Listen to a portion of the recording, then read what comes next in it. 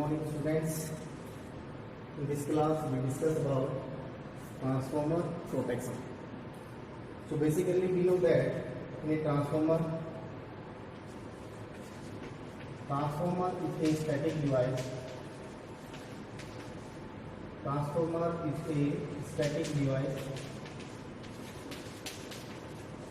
It works on the principle of mutual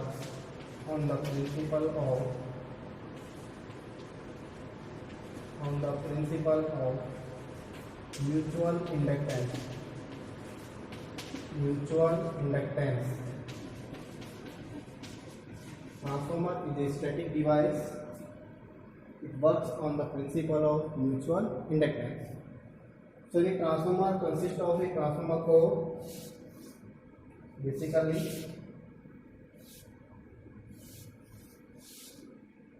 this is transformer core, and there are two windings.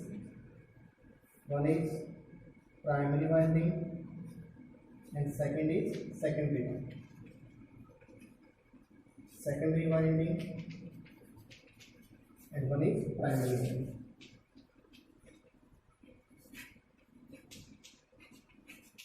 Primary winding. This is transformer core, and this complete arrangement is situated in a tank or body, transformer tank, in which oil is present.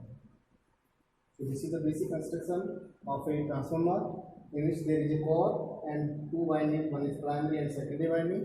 The complete arrangement is situated in a oil tank. Now, in a transformer, the faults may be due to overloading, mechanical vibrations, and so many reasons. So, next is possible faults in a transformer.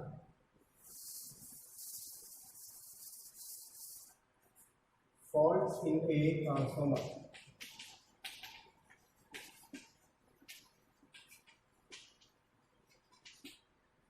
Faults in a transformer. In a transformer, there may be turn-to-turn fault. Turn-to-turn fault. Turn-to-turn fault means this type of fault occurs between the turns of a single winding. So we can say that. So this type of fault is known as turn-to-turn fault. Second is phase to earth fault. Phase to earth fault. Phase to earth fault occurs between one phase and ground. So it is known as phase to earth fault. Third is phase to phase fault. Phase to phase fault. Phase to phase fault. Phase to phase fault occurs between two phases of the winding. So we can say there may be three possible faults. One is turn to turn fault, second is phase to earth fault, and third is phase to phase fault. These are the possible faults in a transformer. Now we have to protect this transformer against all these faults. Reason over voltage. First is overloading. Second is short circuit. Vibrations. Overheating. And fourth is mechanical vibrations.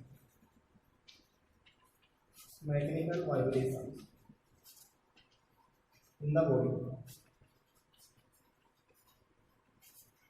These are the reasons behind these all faults. One is due to overloading, due to short circuit, overheating, and mechanical vibrations in the transformer.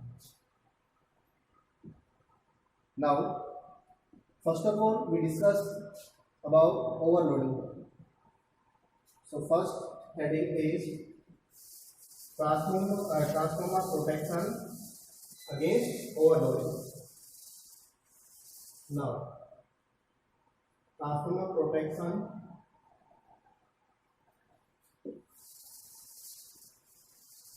overload protection.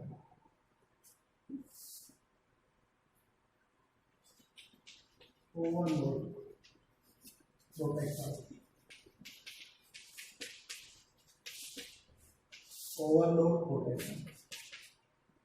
Overload protection.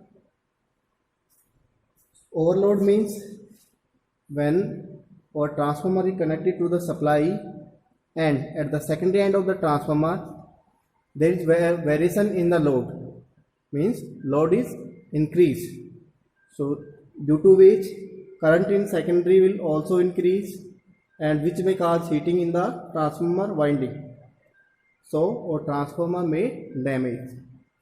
So now we have to protect this transformer against overloading. So first we understand there is a star delta transformer. Its primary winding is connected in star and secondary winding is connected in delta. Star connection means one terminal of all the windings are common and other terminals, three terminals are connected to the supply. So in delta connection, second part of the winding, second terminal of winding A is connected to the first terminal of winding 2 B, and second terminal of winding B is connected to the first terminal of winding C. Similarly, second terminal of winding C is connected to the first terminal of winding A. So this type of connection is known as delta connection. This, if we consider A, B and C phase. A, B and C.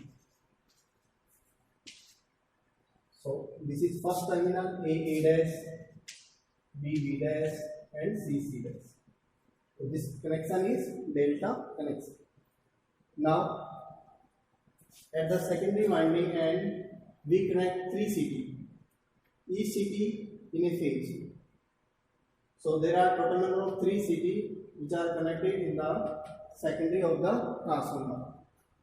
Next, circuit breaker, and this is connected to the bus bar, means our transformer is connected to bus bar and supplying to bus bar. Now loading on the transformer is due to loading on the bus bar. So to protect this transformer, the output of these all CTs is connected to the relay operating coil, or we can say that relay coil. So these are known as, this is trick coil and this is relay operating coil. These are the relay operating coils. Relay operating coils. So first, in case of normal condition, when our transformer is connected to the supply, three-phase supply, so output of transformer is connected to the bus bar. So means our transformer is connected between supply and bus bar. Suppose this is a step up transformer, so it is used for increase the voltage. If it is this step down transformer, it is used for reduce the voltage. So now, in normal condition, in a transformer, current is rated current flow in the secondary of the transformer. So output EMF is induced in each CT and current will also flow.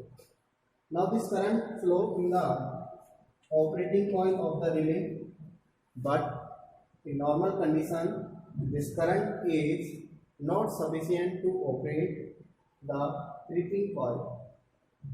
Means we can say that due to current flow in normal condition, current flowing in the relay operating coil is not sufficient to pull the plungers or to close the contacts of the circuit breakers.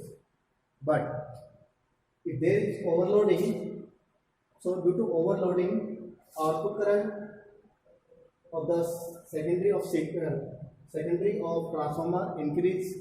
So due to increase in current, EMF in the CT will also be increased, and current flowing or output of the CT will also increase. Now this current, due to overloading, is now sufficient to put the plungers, and or due to pull up of these plungers, contacts of the circuit breaker, operating coil or trip coil are closed.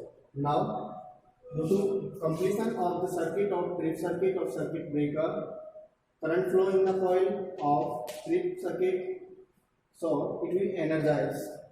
Now this coil is energized and there is a plunger.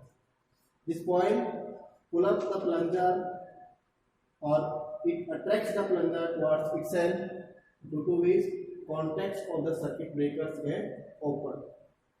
So this now our transformer have been isolated from the supply. So this is the overload protection of transformer. So we can write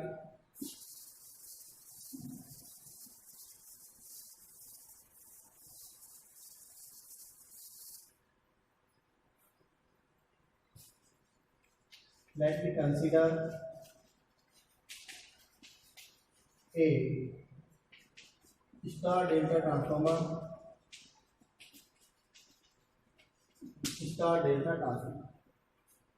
whose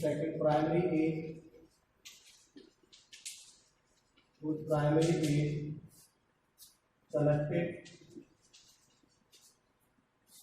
in star and secondary in delta and secondary in delta.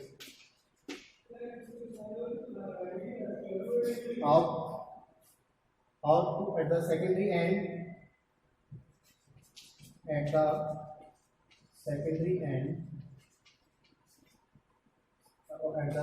end, circuit, we connect three CTs. Three CT,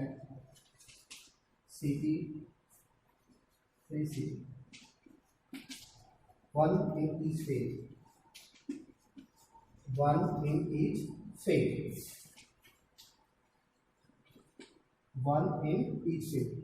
Next, output of the CT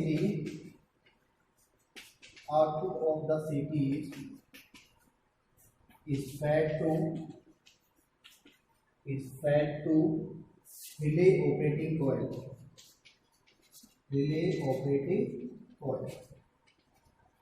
Output of CT is fed to, this is relay operating coil.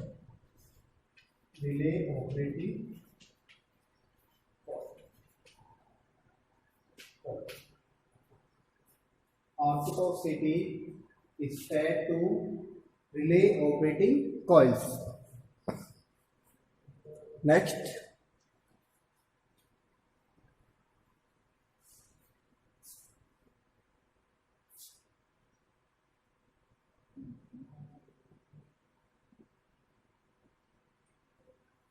is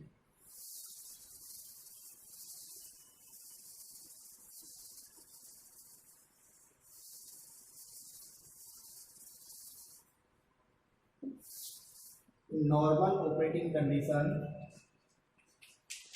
In normal operating condition, output of CT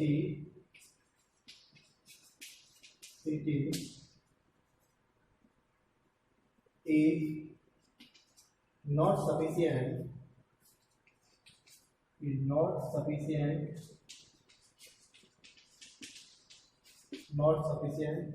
to energize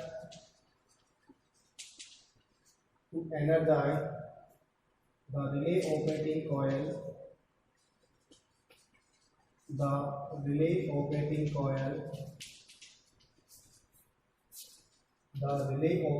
coil.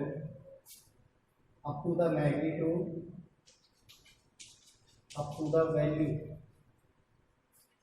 up to the magnitude, up to the magnitude, so that it can close the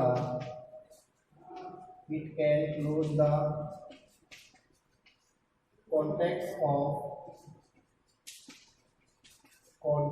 of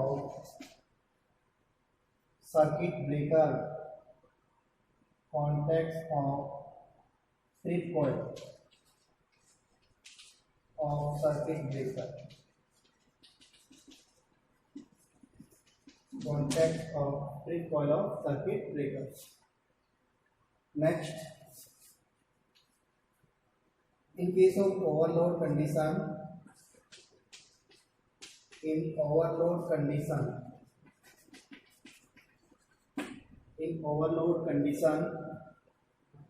the output of CT, the output current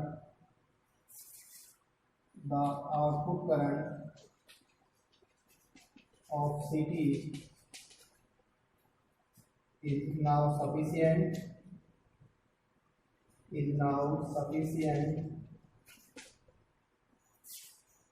to energize the coil,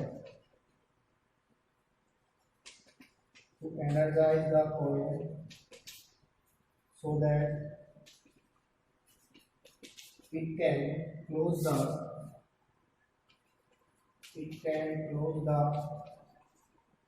contacts of trip circuit.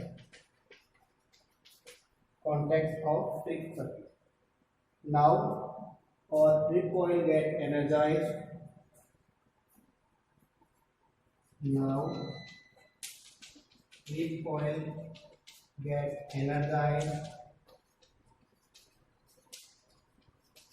And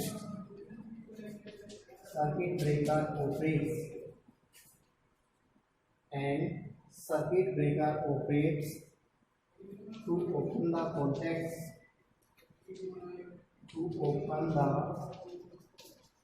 contacts of circuit, or it isolate the transformer from the main circuit. So in this way we have discussed about the overload protection of transformer. In overload protection, we have seen that in normal condition, rated current flow through the secondary of the transformer. So EMF induced in the secondary of CT, and current also flow, which is not sufficient to energize the relay operating coils up to the magnitude, so that it can not close the contacts. Of trip circuits. But if there is overloading, so in case of overloading, current flow from bus 2 due to overloading in transformer, current increases in the transformer winding, so output of CT will also increase, and output current of CT also get increased. So now this current is able to energize the relay operating coils up to the value that these operating coils can close the contacts of trip circuit. Now when contacts of trip circuit are closed, then trip coil of circuit breaker gets energized and it pulls the plunger, so that transformer is isolated from the supply. So this is the overview of overload protection of transformer. So thank you for today's class, dear students.